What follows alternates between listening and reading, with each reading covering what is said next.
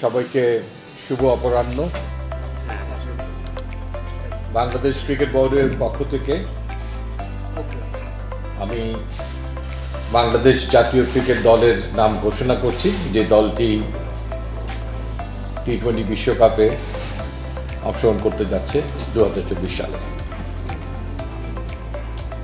মোহাম্মদ নাজমুল হোসেন শান্ত দলনায়ক, Taskin Ahmed vice captain, Liton Kumar Das, Soumya সরকার,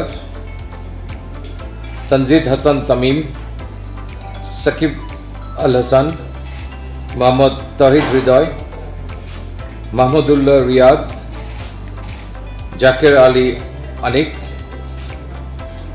মোহাম্মদ তানভীর ইসলাম,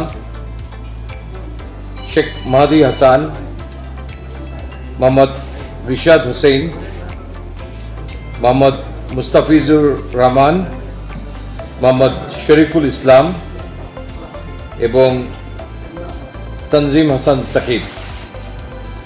এই দলটির সঙ্গে ট্রাভেলিং রিজার্ভ হিসেবে দুজন খেলোয়াড় যাচ্ছেন। তারা হচ্ছেন হাসান মাহমুদ এবং আফিফ হোসেন ধ্রুব।